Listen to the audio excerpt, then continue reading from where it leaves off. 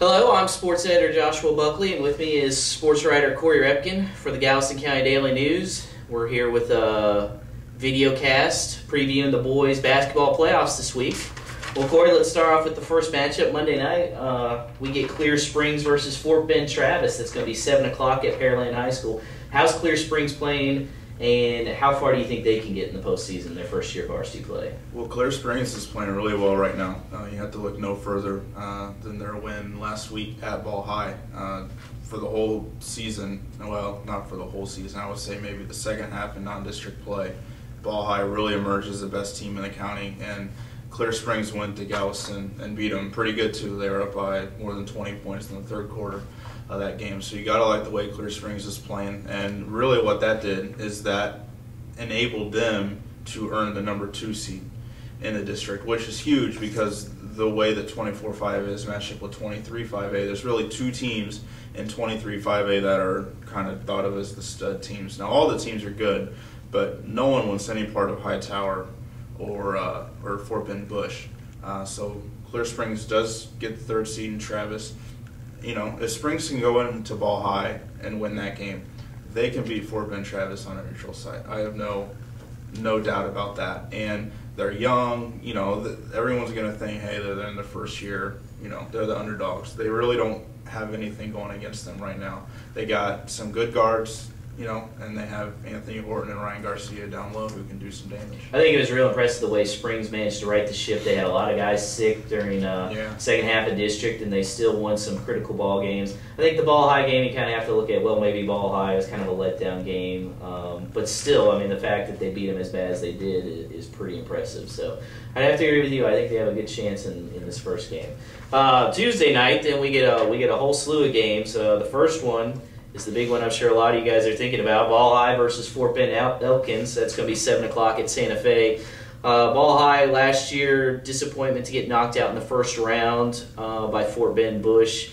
But what do you think Ball High can get past the first round and even a little bit further this year? Yeah, absolutely. Last year you didn't have a lot of players who had playoff experience with Ball High, but this year, even though they have a bunch of first-year varsity players, they do have some players who were there last year.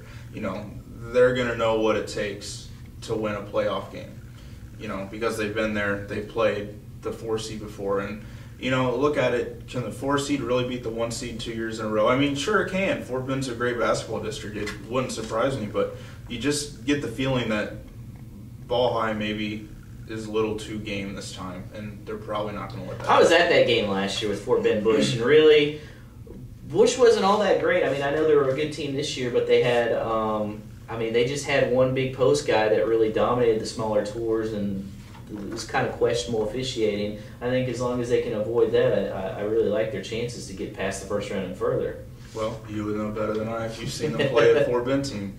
Well, in 4A, there's an exciting doubleheader, Texas City versus Richmond Foster at 6 o'clock at Alvin. And then later that night, same location, is Lamar versus Rosenberg Terry, and that's at 8 o'clock.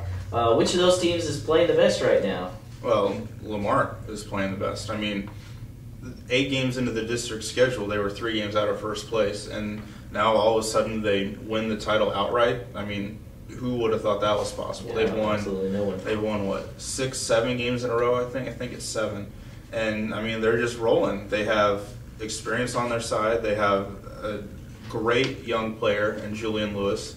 I mean, it's hard to imagine them losing a first-round game to a 4th seeded team. Mm-hmm. Do you think this is the year that they can get back to regionals and maybe even take the next step further?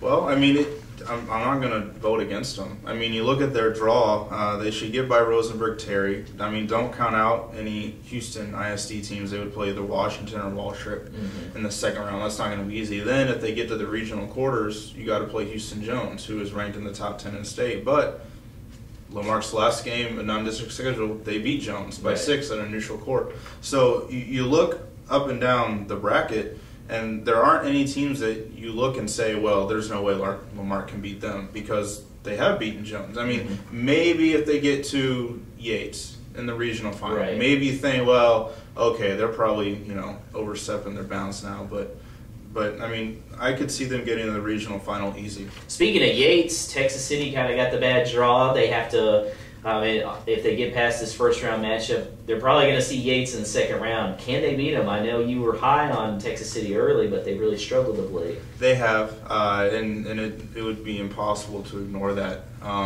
But Texas City does have some good pieces. I'm sticking by that. I said it the last time we did this. I'm saying it now. They have good guard play. They have a post presence.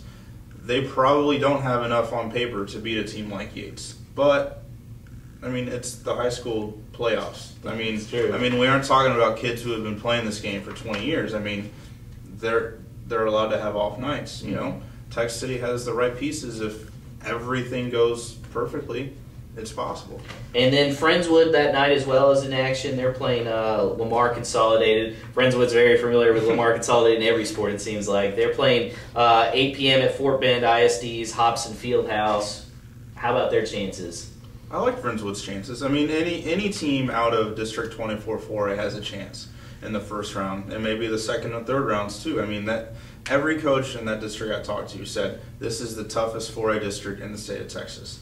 Now, maybe the Houston ISD district that has Yates and Wheelie might argue, but I think from top to bottom, you know, you don't have the bottom teams in that Houston ISD district beating the top teams like you do in 24-4A. Right. I mean, with 3 games to go, those 4A teams in District 24, they were all tied with 8-3 records, and every one of them had lost to a team in the bottom half of the district. Which was stunning to me. I mean, the whole scenario was pretty amazing to have that. Well, and then there's 2 other teams that are also live in the playoffs. They have first-round byes, but we'll see them later. Hitchcock boys are in the Class 2A bracket, and then Radiance Academy, they're in Division 1A. Or Class 1A Division 2 bracket. Right. How do you feel about those 2 squads? Well, Shekinah Radiance Academy, formerly known as Abundant Life, they kind of emerged this year. They went undefeated in their district. If you look at their bracket, I mean, they have teams. They could play Brookdale in the second round. Brookland. Brookland's ranked 14th in the state. And then after that, they could play Goodrich, who was ranked 3rd in the state. But I mean, how good are these rankings for these really small schools? Yeah. I mean, are they playing each other? You pointed out Living Faith was ranked for the first part of the season, and they didn't even field the basketball team. Yeah, Hitchcock, really like their draw. They could easily make a deep run. They're playing really well. They have some good players, especially Roderick Gilmore. You look at the first really difficult team in their path would be number 12 ranked Little River Academy. They would see them in the regional semifinals. And Hitchcock just played today, actually. Hitchcock is ranked number 8 in the state. They played Newton, who is in Region 3 and ranked number 10 in the state. Newton beat them on a neutral court. Hitchcock had a 2-point lead at the end of the third quarter. It was something that could have gone either way. But yeah, if I had to pick one team to go the furthest in Galveston County, it would be Hitchcock, simply because of their draw. Okay, I'll take Lamar to go the furthest, all the way to the regional final. That's what I'm sticking to. Thanks for joining us, and we'll see you next time.